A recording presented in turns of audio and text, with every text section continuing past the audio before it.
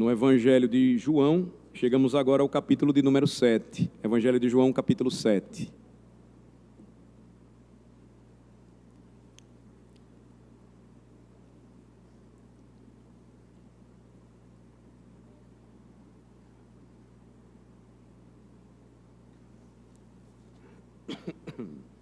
Hoje nós ficaremos até o versículo 13 apenas, ou iniciaremos vendo os 13 primeiros versículos, do que tratam eles. Eu vou oferecer para vocês, mais uma vez,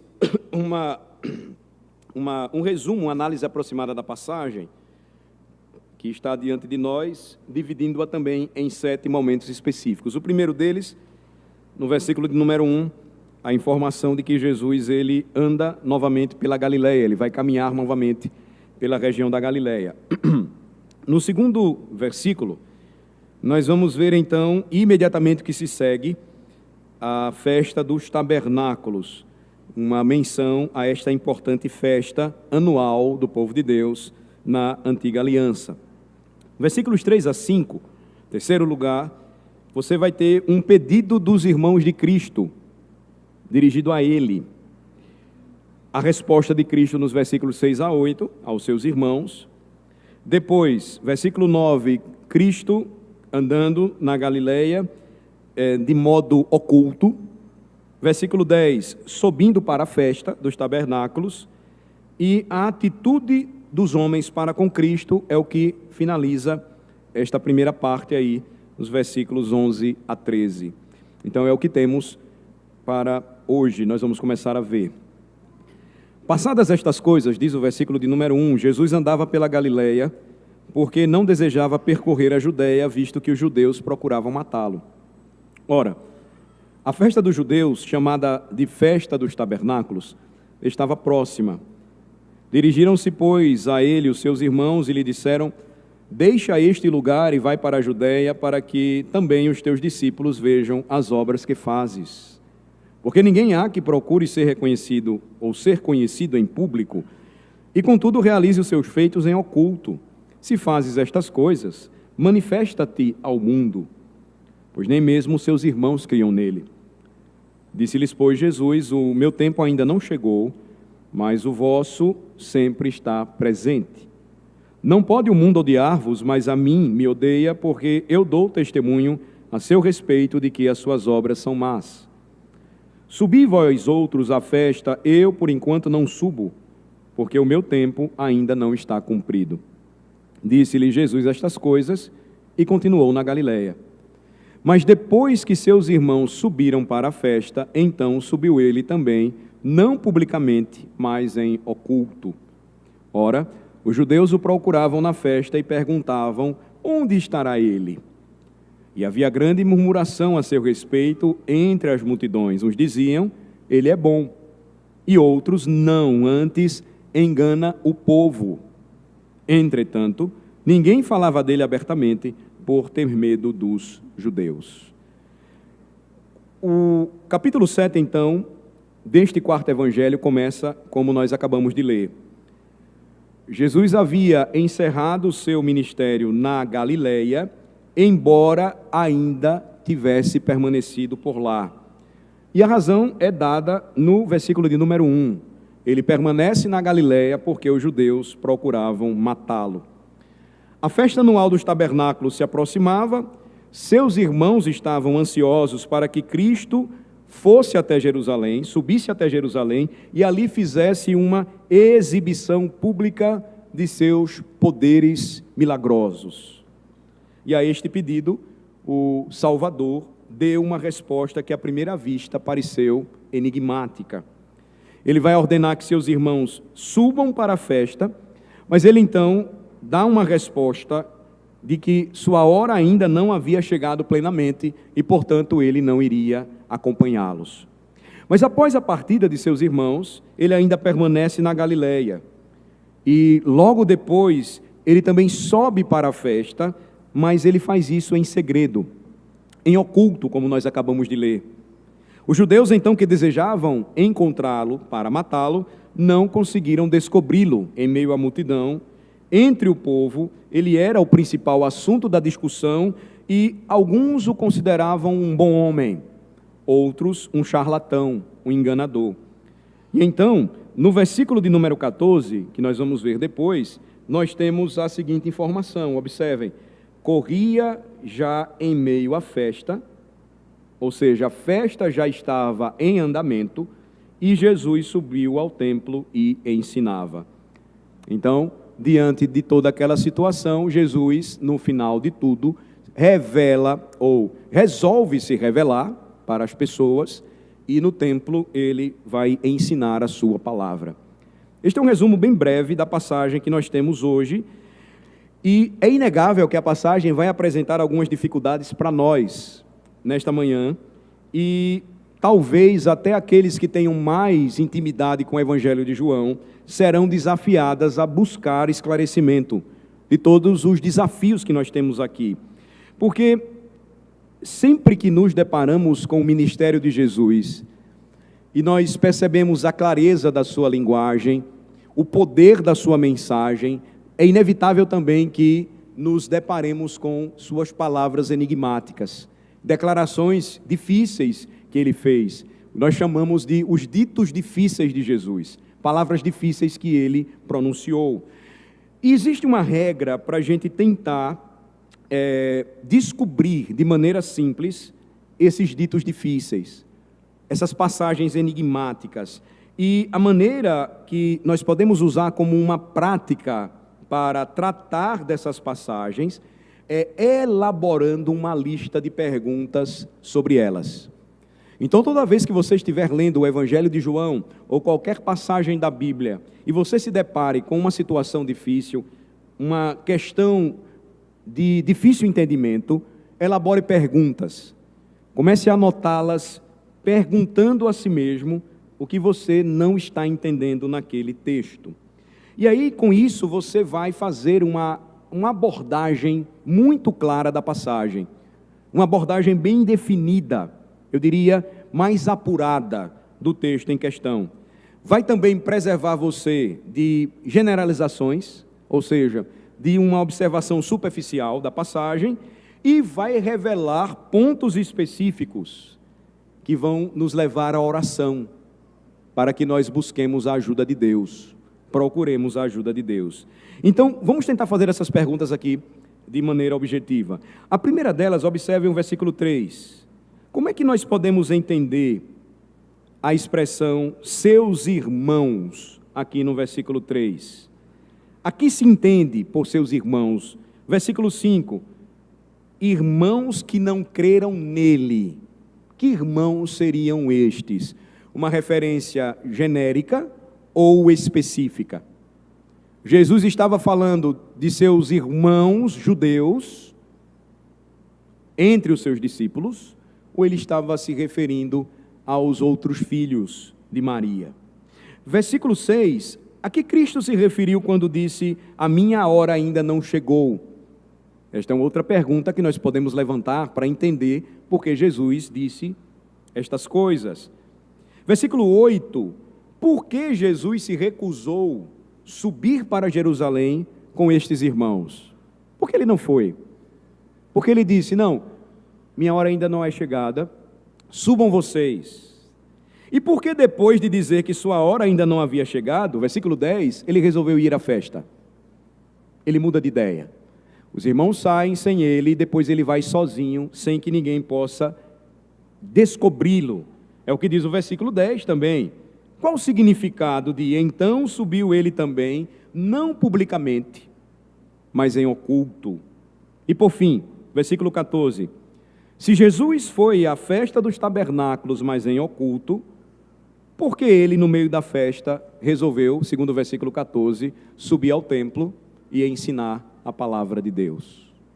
Então veja, para entender passagens mais difíceis, um exercício de interpretação que nos ajuda bastante é diante do texto, olhando para o texto, elaborar perguntas. Isso ajuda muito a gente procurar diante do Senhor as respostas. Então, deveria ser claro para nós que a questão central aqui em nossa passagem é a festa. Pelo menos 7 vezes você vai encontrar a palavra festa se referindo ao que está acontecendo aqui. Então, a verdade central, ou diria, o elemento central desta passagem é a festa dos tabernáculos, mas também o significado bíblico desta festa, para que nós compreendamos o que Jesus estava querendo fazer. Para que a gente busque as soluções para as dificuldades, pelo menos a maioria delas que temos aqui diante de nós. E aí, para que nós façamos isso, o que é que nós vamos precisar hoje pela manhã? Nós vamos precisar comparar com cuidado as principais passagens na Bíblia que tratam desta festa, uma festa anual do povo judeu, para que o capítulo 7 do Evangelho de João se torne mais claro para nós. Lembrem-se, quando nós estudamos a palavra de Deus, a vida e obra do nosso Redentor, é inevitável que, passando por passagens difíceis, não busquemos isso. Nós precisamos fazê-lo. Nós precisamos compreender qual a relação desta festa com o ministério de Jesus. Como nós sabemos muito bem, a relação da Páscoa com o sacrifício de Jesus. Como é que eu vou entender isso? Eu vou para Êxodo 12, eu vou para passagens que falam sobre a Páscoa e vou perceber porque Jesus é visto por João Batista como o Cordeiro de Deus que tira o pecado do mundo, por exemplo. Então, esse exercício, ele é necessário. E aí nós vamos começar a fazer isso preliminarmente. Observem, versículo de número 1. Passadas estas coisas, Jesus andava pela Galileia. As 3 primeiras palavras aqui sugerem que João começa uma nova sessão em seu evangelho. Você tem, no capítulo 6, versículo 1, tudo o que ocorre naquele momento em que o Senhor, ele multiplica pães e peixes, e depois ele é procurado pela multidão, e ele vai dizer que eles estavam procurando saciar a sua fome de forma errada, porque o maná que caiu no deserto no passado, ele acabaria, mas o pão que desceu do céu, enviado pelo Pai, iria saciá-los quanto à sua fome espiritual perenemente, ou seja, para a vida eterna. Então, passadas estas coisas, observem, no versículo 1, provavelmente tem uma referência dupla. De uma forma mais geral, está falando de todo o ministério de Jesus na Galileia e que terminou aqui. Então, passado tudo isto, ou passadas estas coisas. Mas, observem que há algo também específico e muito significativo quando nós lemos os primeiros 7 capítulos do Evangelho de João. Há uma curiosa alternância do ministério de Jesus entre Judeia e Galileia, Galileia e Judeia. É impressionante isso. Por exemplo, no capítulo 1, a cena se passa na Judeia. Versículo 28 vai dizer isso. Mas no capítulo 2, Cristo já é visto na Galileia. Versículos de 1 a 12. As bodas de Caná da Galileia. Em João 2, versículo 13, nós lemos que Jesus subiu a Jerusalém e permaneceu nas proximidades, até que, quando chegamos no capítulo 4, versículo 3, o que é que nós lemos? Jesus deixou a Galileia, ele deixou a Galileia e partiu novamente para... ele deixou a Judeia e partiu novamente para a Galileia. Então, o que é que você tem? Uma alternância. Versículo 1, capítulo 1, capítulo 2, até o versículo 12. Você tem depois, versículo 13 do capítulo 2. Você chega no capítulo 4, então Jesus deixa a Judeia, parte novamente para a Galileia. Você chega no capítulo 5, e o que é que você lê? Novamente, Jesus subiu para Jerusalém. E ele é visto lá em Jerusalém até o final do capítulo 5, mas, quando você chega no capítulo 6, versículo 1, o que é que nós encontramos lá?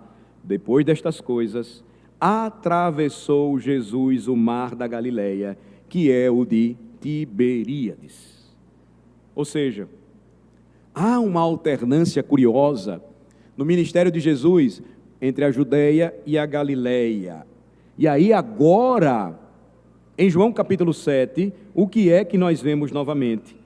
Passadas estas coisas, Jesus atravessou o mar da Galileia, agora ele anda na terra da Galileia, porque não desejava andar pela Judeia, porque os judeus estavam pretendendo matá-lo.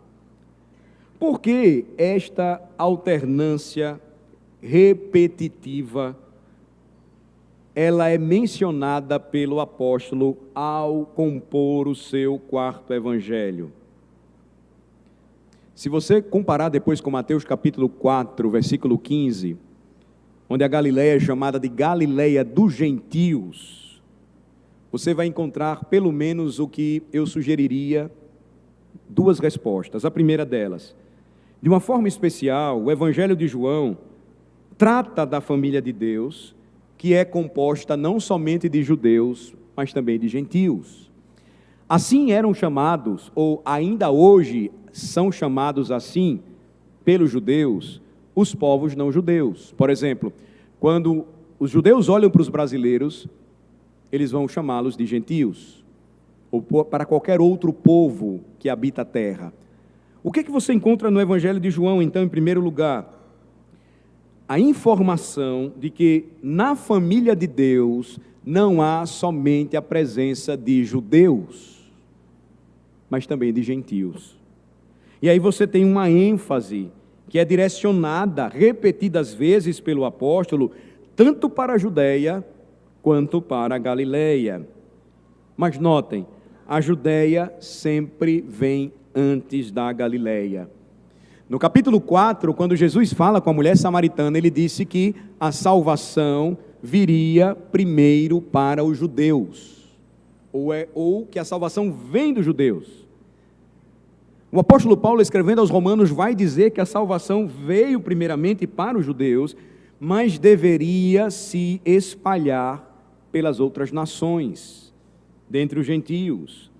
Então esta é uma lição que nós precisamos aprender nesta manhã. Segundo, se as referências que nós estamos cuidadosamente observando, elas estiverem claras, bem claras para nós, nós vamos perceber que as passagens que tratam da Galileia e do que aconteceu lá durante o ministério de Jesus, elas podem ser vistas como parênteses. Durante o ministério de Jesus, que vem primeiramente para os judeus, ele também dedicava tempo para a Galileia dos gentios. Então, na medida que Jerusalém é o centro geográfico, moral e religioso do Evangelho, de lá Jesus ia e pregava o Evangelho para o povo gentílico. Passadas estas coisas, então, aponta para o encerramento do ministério de Jesus na Galileia, mas também nos dá uma ênfase preciosa ao que nós vemos no versículo de número 66 do capítulo anterior. Lembrem comigo, veja o versículo 66. À vista disso, muitos dos seus discípulos o abandonaram e já não andavam com ele. O que João então coloca como sequência no capítulo 7 também está ligado ao que ocorreu anteriormente. Jesus agora estava só. Os discípulos que o acompanhavam o abandonaram. Talvez por isso seus irmãos disseram: olha, existe uma chance de você, Jesus, resolver esse problema. Estou usando você como se fosse uma palavra de irmão para irmão, porque eles nem acreditavam que ele era o Senhor. Existe uma forma de você resolver isso agora. Sobe para Jerusalém, vai para lá, faz os milagres, homem. Porque nem eles estavam acreditando de fato que Jesus poderia ser o Messias. Então você tem uma ligação com o versículo 66. Muitos dos discípulos de Jesus o deixaram, já não andavam mais com ele. E então o apóstolo está apontando de uma forma mais direta para o abandono que Cristo sofreu, da parte de muitos dos seus discípulos galileus, que seguiram o seu ministério naquele período, que testemunharam dos seus milagres, que ouviram os seus ensinamentos, mas infelizmente eles não creram com o coração. Veja que Jesus literalmente estava andando pela Galileia. Diz o versículo 1 do capítulo 7. Jesus andava pela Galileia. A ideia é de que ele estava caminhando por lá mesmo. E a sua relutância em deixar a Galileia foi porque, como eu disse aos irmãos, o seu ministério se encerra ali e ele não ia voltar mais lá. Agora, era inútil realizar mais milagres na Galileia. O seu ensino foi desprezado na Galileia. Sua pessoa, não obstante a tudo isso, ainda desejava permanecer mais um pouco ali. Irmãos, essa é um detalhe do capítulo 7 que deve nos chamar a atenção. Veja, Jesus andando no meio de uma região que o rejeitou. Jesus, em vez de habitar em privacidade, ele continua publicamente ali presente. Imagine, diante dos olhos que agora não desejavam mais andar com ele. Jesus, então, evidencia mais uma vez a sua maravilhosa graça. Como assim? Lembre-se do versículo 66. Muitos de seus discípulos o abandonaram e já não andavam mais com ele. O que foi que Jesus fez? Ele continuou a caminhar no meio daquele povo que o rejeitou. Ele continuou a andar na Galileia dos gentios. Ele permaneceu ali presente, enquanto aqueles que o abandonaram olhavam para ele. Essa é a grande diferença, irmãos, do nosso Salvador.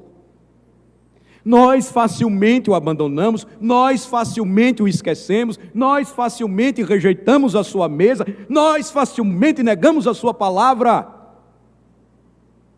Nós facilmente o abandonamos. E o que ele faz? Ele continua no meio da Galileia. Ele permanece no meio do povo que o abandonou. Isso é graça. Muitos daqueles depois entenderiam isso quando fossem alcançados pelo poder vivificador do Espírito Santo. Mas é isso que acontece toda vez que nós rejeitamos a Cristo. Ele continua a caminhar na Galileia dos gentios. Passadas estas coisas, Jesus andava pela Galileia, porque não desejava percorrer a Judeia, visto que os judeus procuravam matá-lo. Olhem mais uma vez para esse versículo e lembrem daquilo que nós falamos no capítulo anterior, versículo 15, precisamente sobre a identidade desses judeus. Na verdade, é importante lembrar isso quando nós estudamos o Evangelho de João, porque os judeus aqui não deveriam ser apenas distinguidos dos galileus, como sendo da Judeia, mas também do povo comum da Judeia. E aí, essa passagem vai fazer essa distinção. Por que razão? Quando João fala especificamente os judeus, ou dos judeus, ele está se referindo aos líderes religiosos dos judeus. Não falando do povo em geral. Ele está fazendo uma referência específica à liderança religiosa. Por exemplo, vamos para João 8, versículo 48. João 8, 48. Jesus aqui está defendendo a sua autoridade como Messias diante desses judeus. Como é que eles vão se dirigir a Jesus? O que é que eles vão dizer a Cristo? No versículo 48. Porventura, não temos razão em dizer que és samaritano e tens demônio? Veja, foram esses mesmos judeus que expulsaram o homem cego de nascença, cujos olhos Cristo abriu. Capítulo 9, versículo 22. Isto disseram seus pais porque estavam com medo dos judeus. Veja, eles eram judeus também. Pois estes já haviam assentado que se alguém confessasse ser Jesus o Cristo, fosse expulso da sinagoga. Ora, quem tinha poder para admitir ou expulsar alguém de uma sinagoga? Os líderes religiosos judeus.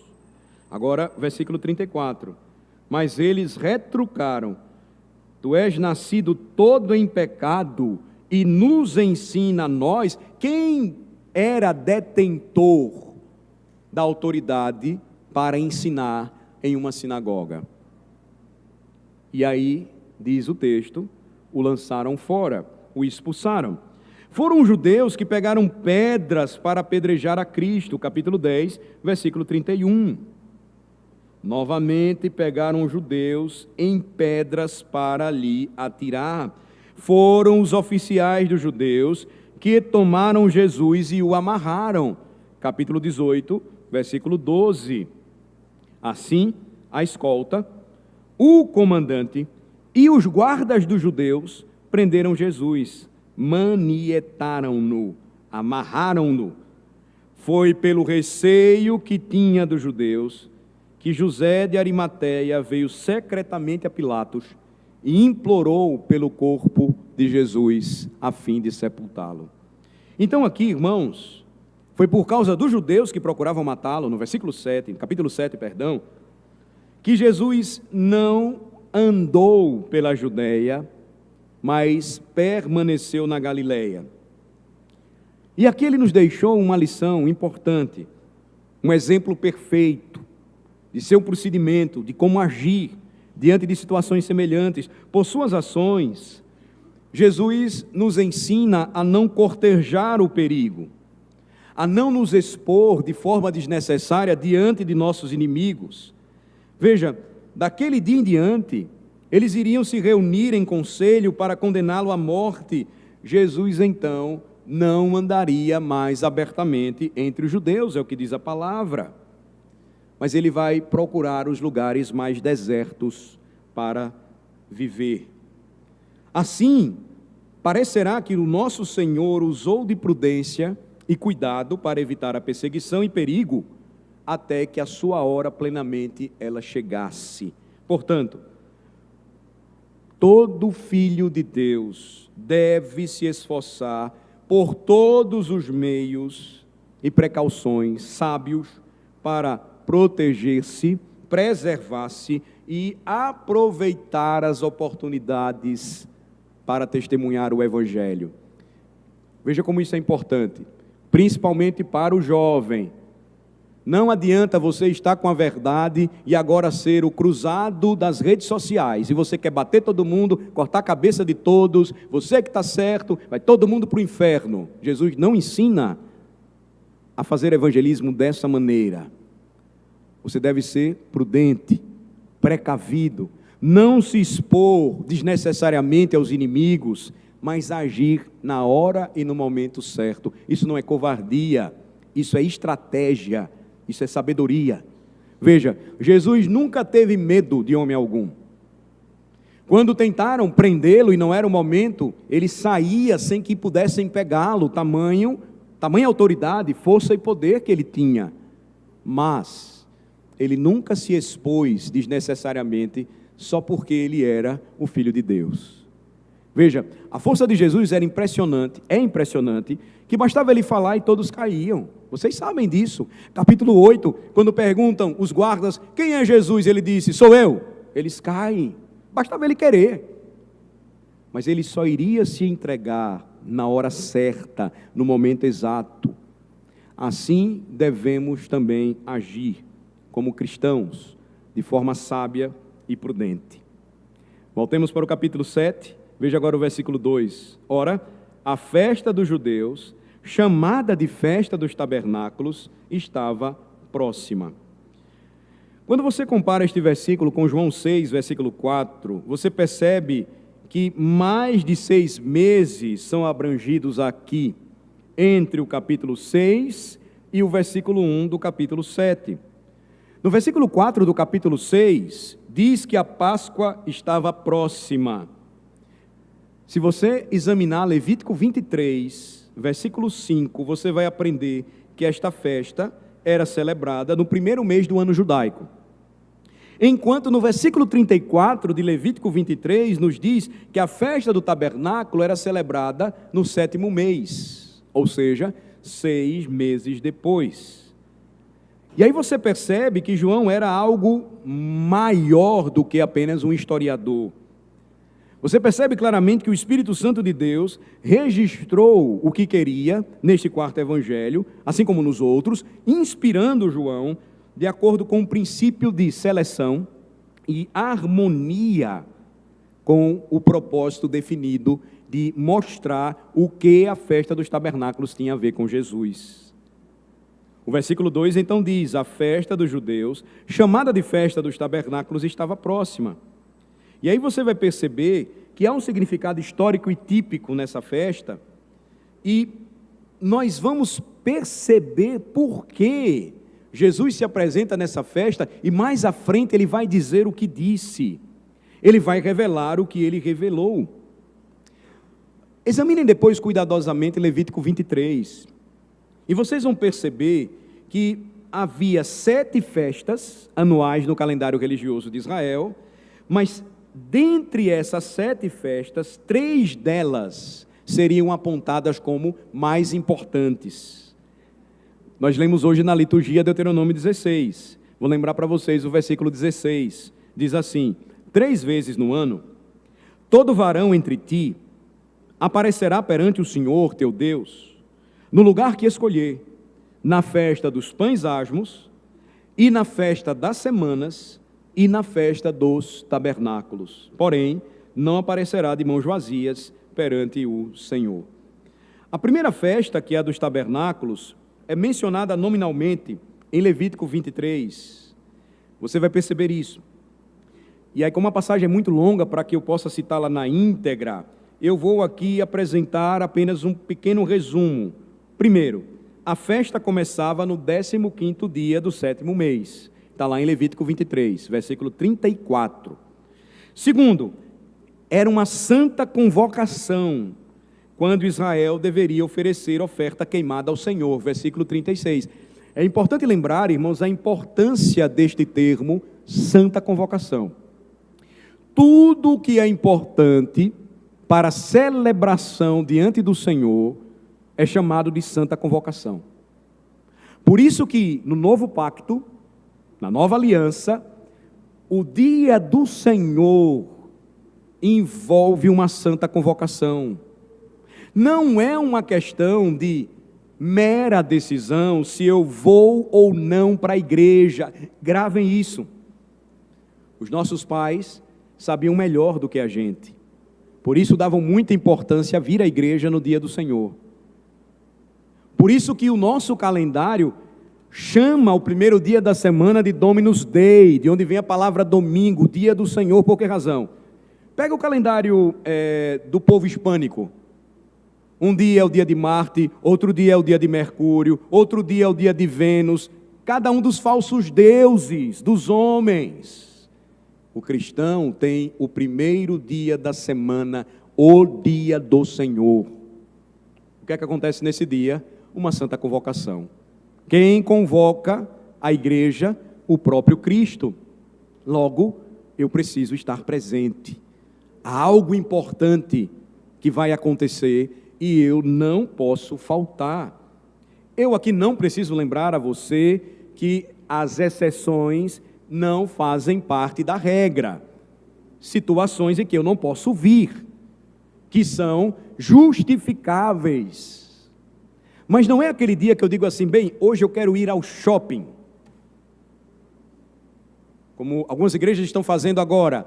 Escolhem as famílias, selecionando-as para dizer assim, hoje você não vai para a igreja, hoje você vai descansar. É para a confusão. Não. Hoje não é o dia de ir à praia. Hoje não é o dia de ficar com as pernas cruzadas assistindo Netflix. Não. Hoje é o dia da Santa Convocação. Eu preciso comparecer. Desde o passado, o Senhor ensinou isso ao seu povo. A festa dos tabernáculos, assim como as outras festas anuais, também tratava disso. Quanto tempo durava? Versículo 39, 8 dias. Quarto, aqueles que celebravam esta festa deveriam levar ramos de árvores formosas, versículo 40. Quinto, eles deveriam alegrar-se diante do Senhor seu Deus durante 7 dias. Então, era um momento de celebração, de festa, de comemoração. Veja, todas as festas do povo de Deus não poderiam ser tristes, porque nós celebramos ao Rei de toda a terra, nós exaltamos ao Senhor de toda a glória. Sexto, eles deveriam habitar em tendas. Isso vai acontecer, como nós lemos na Santa Convocação desta manhã, só quando o povo volta do cativeiro. Está lá em Neemias 8. Vai dizer que nem nos dias de Josué, nem depois isso aconteceu. Porque até o estabelecimento na terra, habitação em casas, eles moravam em tendas. Depois, o Senhor diz, vocês vão ficar durante esse tempo em acampamento. Vão montar as tendas para lembrarem do passado. Mas vocês vão lembrar do passado de que maneira? Com celebração, com alegria. Sétimo e último lugar, versículo 43, lá de Levítico 23. O propósito disso era comemorar o fato de que o Senhor fez com que seus pais habitassem em tendas quando os tirou da terra do Egito. As festas anuais, então, elas tinham esse propósito. Esse é o grande momento do povo de Deus, então, quando nós lembramos e nos reunimos neste santo dia, da nossa história, do que vivenciamos no passado, o que os nossos pais experimentaram. Quantos aqui, já com suas cabeças brancas, ou já com as cabeças sem cabelo algum, ou pouco cabelo, lembram dos dias de seus pais, quando foram trazidos, ou quando eram trazidos por eles à casa de Deus, pequenos? Quantas lembranças, dormindo nos bancos, acordando e depois correndo no meio do povo de Deus, vendo repetidas vezes a ceia sendo celebrada, professando a sua fé em Cristo, participando da primeira ceia, casando-se, tendo filhos, batizando-os, vendo se casarem, gerando seus netos. Tudo isso, irmãos, envolve grande e santa celebração. Até mesmo quando a morte paira sobre uma congregação e aqueles que vão envelhecendo, eles vão partindo. Até mesmo nisso, irmãos, nós temos motivos para celebrar. Celebramos a vida e a morte diante do Senhor. Porque no último dia, onde estará, ó morte, a tua vitória, o teu aguilhão? Santa Convocação envolve então tudo isso. Se você depois quiser pesquisar também com maiores detalhes, Números 29, a partir do versículo 12 até o 40, vai lhe dar um registro detalhado do que era exigido quanto aos sacrifícios e aos rituais relacionados com esta festa, mencionada aqui em João capítulo 7. Nós não temos tempo para tratar disso. Agora, embora Levítico 23 seja a primeira vez que a festa dos tabernáculos é mencionada pelo nome, em Êxodo 23 você tem uma referência anterior a ela, onde ela é chamada de festa da colheita. Vou ler para vocês. Êxodo 23, 16. Guardarás a festa da colheita, ou a festa da cega, dos primeiros frutos do teu trabalho que houveres semeado no campo, e a festa da colheita, a saída do ano, isto é, do calendário sagrado das festas, quando recolheres do campo o fruto do teu trabalho. Então, a festa dos tabernáculos era o grande festival da colheita. quando o Senhor Deus era exaltado por seu povo por todas as suas misericórdias temporais. Esta foi a festa mais alegre do povo de Deus. Era uma festa que envolvia comida e bebida na presença do Senhor. E ela não foi observada por Israel, como eu disse a vocês, até depois que eles entraram e se estabeleceram em Canaã, e sua habitação em barracas nesta festa celebrava aquele período de luta por 40 anos de peregrinação no deserto. Então você tem tanta informação a respeito disso, que nos lembra como tudo isso em João tem um apontamento específico. Existem outros detalhes. Eu diria que quando você olha para Deuteronômio 16, as 3 grandes festas que Deus exigia para todo o israelita, para que todo homem israelita observasse anualmente em Jerusalém, pães asmos ligada à Páscoa, das semanas ou Pentecostes ou dos tabernáculos, e estabeleceria uma imagem que apontaria para a obra de Jesus. Como assim? Veja, a primeira já recebia sua realização ou cumprimento na cruz. Nós sabemos o significado da Páscoa, para onde a Páscoa apontava, a cruz de Cristo. A segunda festa, ela se cumpriria no dia de Pentecostes, Atos 2, quando o Senhor então derramaria o seu Espírito Santo de forma abundante sobre o seu povo. Mas a terceira então, ela apontaria para o futuro.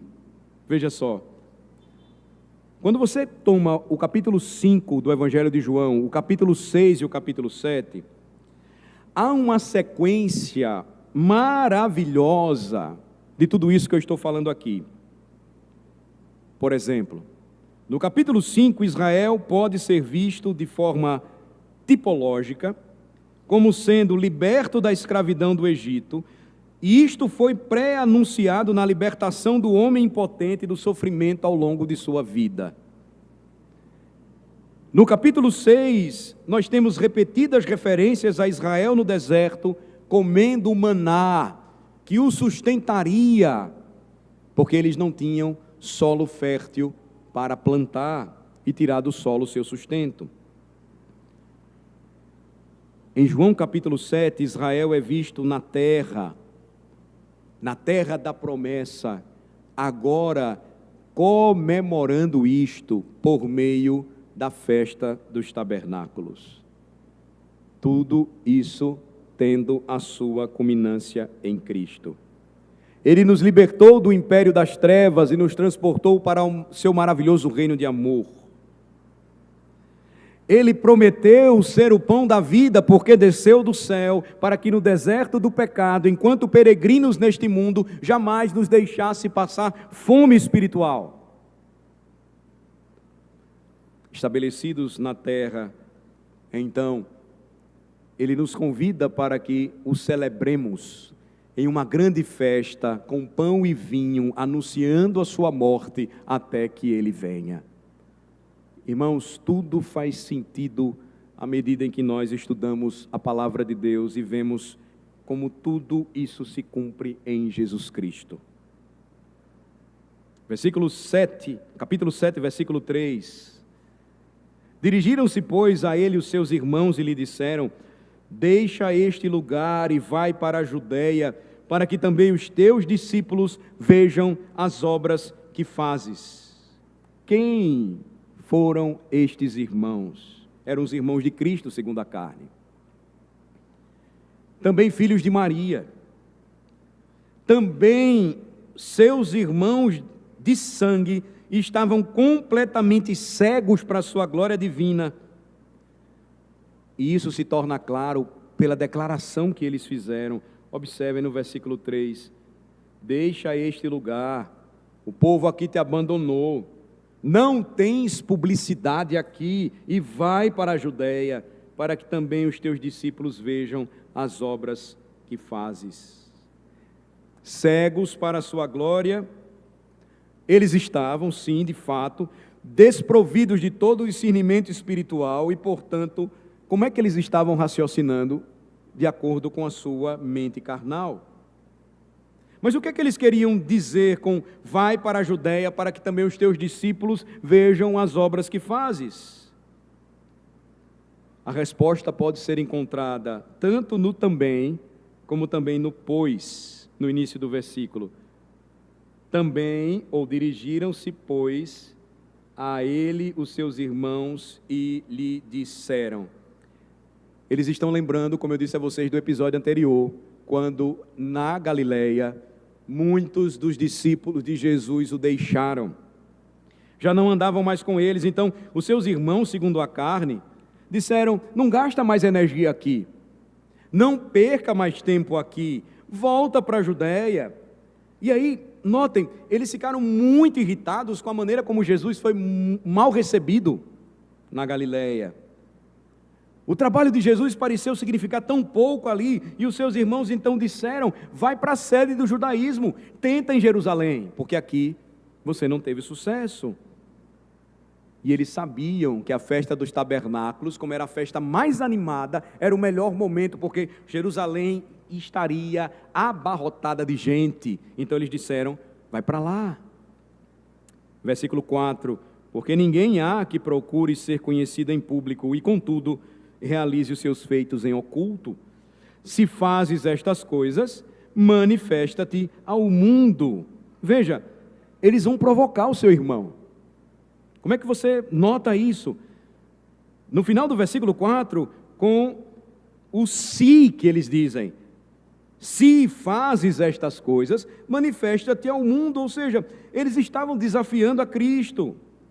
E qual era a substância, o conteúdo deste desafio?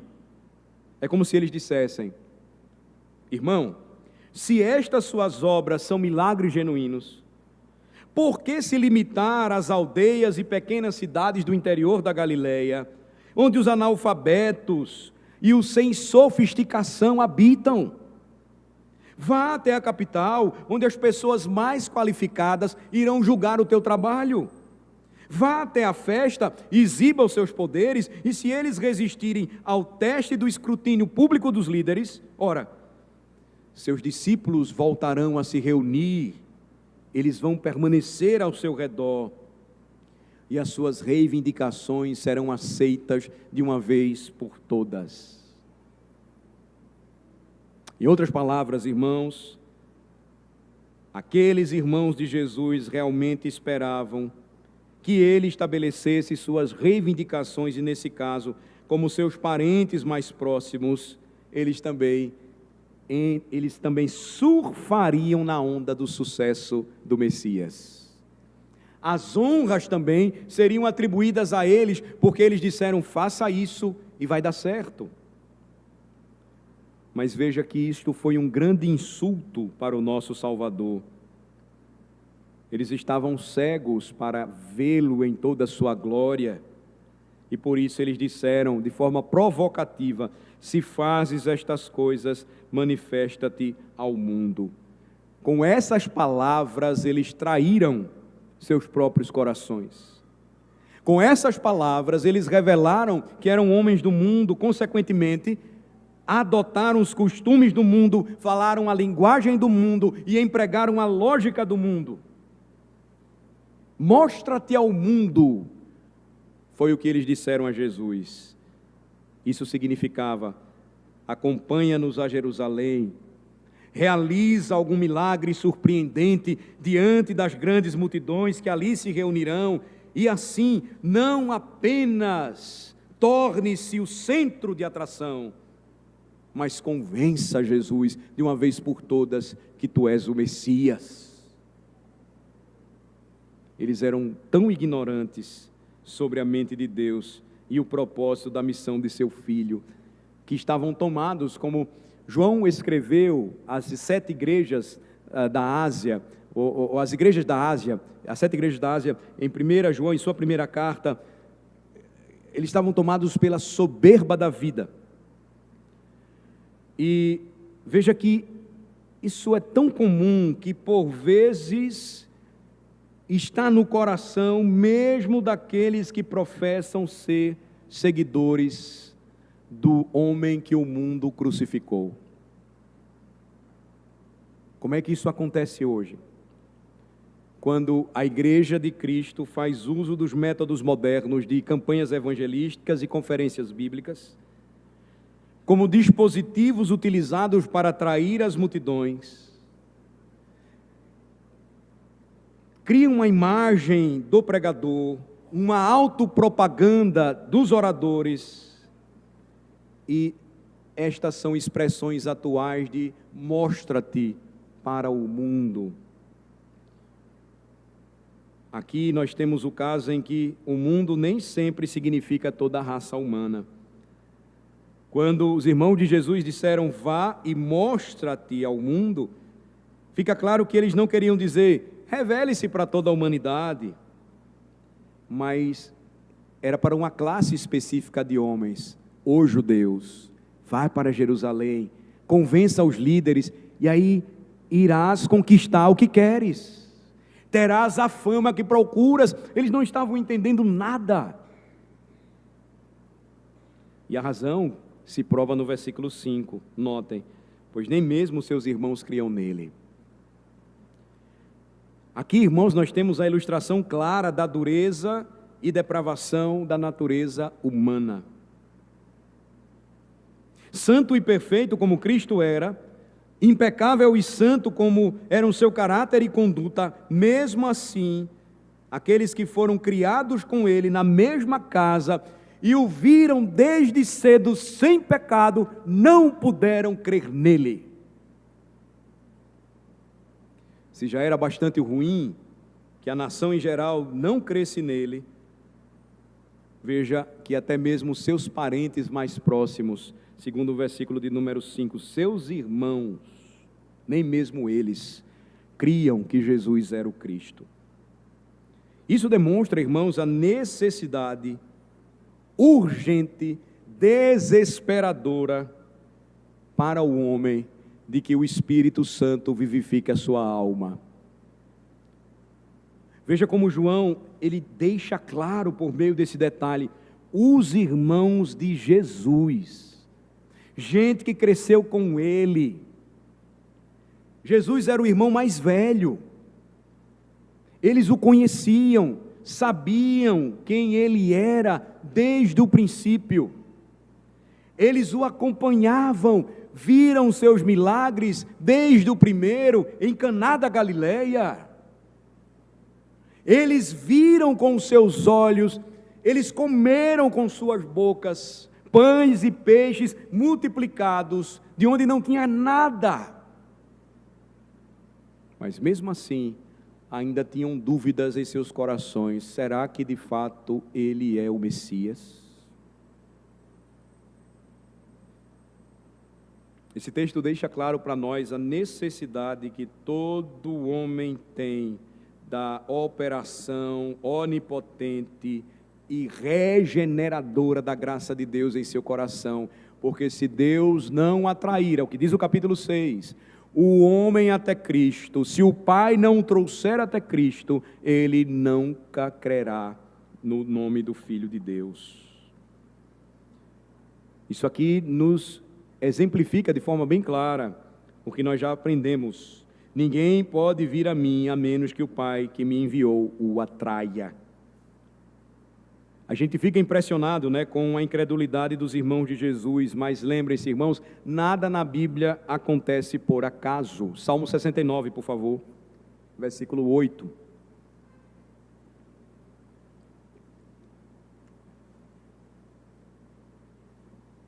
Mais uma outra prova cabal, para que você entenda o que Jesus falou em Lucas 24 a respeito dos salmos. Eles falam de Cristo. Salmo 69, versículo 8, mostra que a incredulidade dos irmãos de Jesus foi um cumprimento profético. Tornei-me estranho a meus irmãos e desconhecido aos filhos de minha mãe. Tudo aquilo que estava acontecendo, não se enganem, não pegaria Jesus de surpresa. Vocês lembram do capítulo 2? Quando houve grande empolgação, porque Jesus transformou água em vinho. João fez questão de registrar que Jesus não se deixou levar por aquilo, porque conhecia o coração de todos eles. E sabe, irmãos, o que deveria nos deixar aqui hoje com muito temor? O que deveria nos deixar hoje aqui com muito medo? É que Jesus não conhecia somente o coração de seus irmãos. Ele conhece o nosso coração. E Ele sabe que em nosso coração, por vezes, reina a incredulidade. Toda vez que nós relutamos em aceitar a palavra de Deus, que nós somos rebeldes à palavra de Deus, que nós não obedecemos à palavra de Deus, é como se nós disséssemos: manifesta-te ao mundo. É como se agíssemos como os irmãos, nem mesmo os crentes professos criam no nome de Jesus. Jesus então lhes responde, versículo 6. Disse-lhes, pois, Jesus: o meu tempo ainda não chegou, mas o vosso sempre está presente. João 7, versículo 6. Estas palavras de Cristo precisam ser interpretadas à luz do contexto imediato, mais próximo. Sua hora de fazer isso ainda não havia chegado, nem ainda chegou. O que ele diz? Então, ele se justificaria exibindo abertamente a sua glória, porque este ainda era um momento claro de sua humilhação. Ou veja, o que Cristo está dizendo é que iria chegar um tempo em que Ele revelaria sua majestade e a sua glória, mas naquele momento de humilhação, Ele não deveria fazer isso. A palavra de Deus nos diz, Ele iria se manifestar. E verão o Filho do Homem vindo nas nuvens do céu com poder e grande glória. Mateus 24, versículo 30. Qual seria o efeito disso no mundo? Apocalipse 1, versículo 7. Eis que vem com as nuvens e todo olho verá, até quantos o traspassaram, e todas as tribos da terra se lamentarão sobre ele, certamente. Amém. E solenes serão os acompanhamentos desta manifestação de Jesus para o mundo. Lucas 19, 27, quanto, porém, a esses meus inimigos, que não quiseram que eu reinasse sobre eles, trazei-os aqui e executai-os na minha presença. A última parte do Apocalipse 19 também nos fala sobre este glorioso cavaleiro, que cavalga vencendo e para vencer, que tem uma espada afiada, que sai da sua boca, é a sua poderosa palavra. Tudo isso deveria acontecer, mas este não era o tempo. Ele estava revelando aqui profunda humilhação, porque aqueles que o rejeitavam só estavam vivos porque ele queria que estivessem. Ele sabia que tudo aquilo precisava se cumprir. Se ele tivesse se manifestado ali abertamente, então, ele teria envolvido a perdição de toda a raça humana. Ele não cumpriria o propósito de salvar o seu povo por meio do seu sangue, de modo que os pecadores pudessem se refugiar nele. Aquilo fazia parte do tempo de seu ministério terreno. E esta é uma das gloriosas razões porque nesta manhã nós devemos ser muito gratos a Jesus, porque Ele não fez o que os seus irmãos pediram, Ele não cedeu à tentação pela fama, Ele não cedeu à pressão de buscar publicidade, porque Ele sabia que ela iria acontecer no tempo certo, mas naquele momento deveria pairar a dúvida, a descrença, a incredulidade, a traição, para que depois de tudo isso, todos pudessem contemplar a sua glória, a glória daquele que morreria por nossos pecados, e ao terceiro dia ressuscitaria para a nossa justificação. Jesus então nos lembra que até mesmo hoje, nós não sabemos orar como convém. Às vezes os nossos pedidos são tão ruins, semelhantes ao dos irmãos de Jesus. Por isso nós precisamos do auxílio do seu Santo Espírito. Eu quero concluir a mensagem de hoje, essa primeira parte, lembrando que quando Jesus disse: o meu tempo ainda não chegou, mas o vosso tempo já está próximo, ele estava aqui deixando claro que algo precisaria ser feito e Jesus estava disposto a fazer isso. Não havia orgulho em sua vida e ele demonstrou isso na grande tentação no deserto. Todos os reinos do mundo e todas as suas glórias não poderiam tentá-lo. E em vez de revelar-se ao mundo, anunciar-se para ele, em vez de se esforçar para atrair a sua atenção, ele frequentemente se escondia. Depois que ele foi transfigurado no Monte Santo e sua glória apareceu diante dos olhos de seus 3 apóstolos, qual foi a ordem que ele deu? Não contem a ninguém o que vocês viram. E assim se tornou verdadeira a reputação do nosso Redentor. Ele estaria pronto para entregar a sua vida no momento certo e nunca iria buscar ou desejar ganhar o aplauso dos homens ou se tornar popular para o mundo. Ele diria: o mundo não pode odiar vocês, versículo de número 7, mas ele odeia a mim, porque dele testifico que as suas obras são más. Eu encerro, irmãos, lembrando que não há genuína pregação do Evangelho sem que esse lado de Cristo não seja apresentado. O seu lado confrontador, o lado humilde daquele que não veio buscar glória para si mesmo ou glória da parte do mundo, mas veio para dizer: o mundo me odeia, porque essa é a característica do mundo em rebelião constante contra o Senhor e seu Cristo.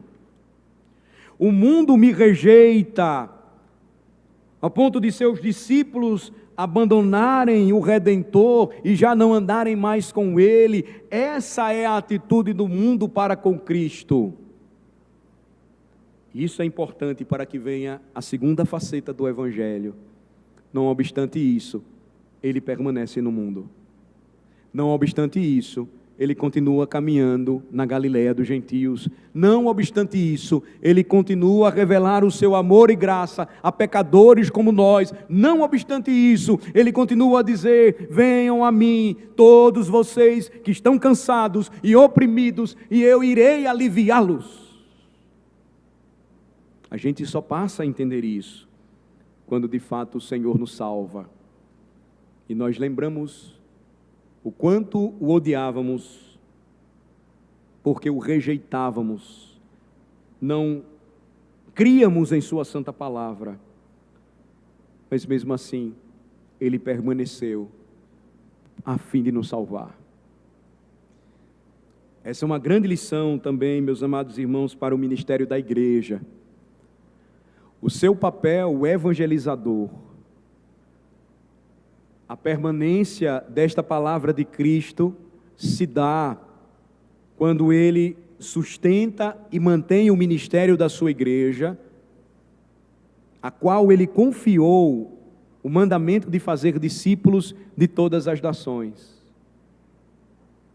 Deve haver essa disposição amorosa da nossa parte, de sempre nos dispormos a falar do Evangelho a um mundo que odeia e rejeita a Cristo. Da nossa parte, cabe revelar ao mundo quem Ele é de fato. Como hoje a sua glória é manifesta, Ele é o Rei dos reis e Senhor dos senhores. Ele é o bom pastor que deu a vida por suas ovelhas.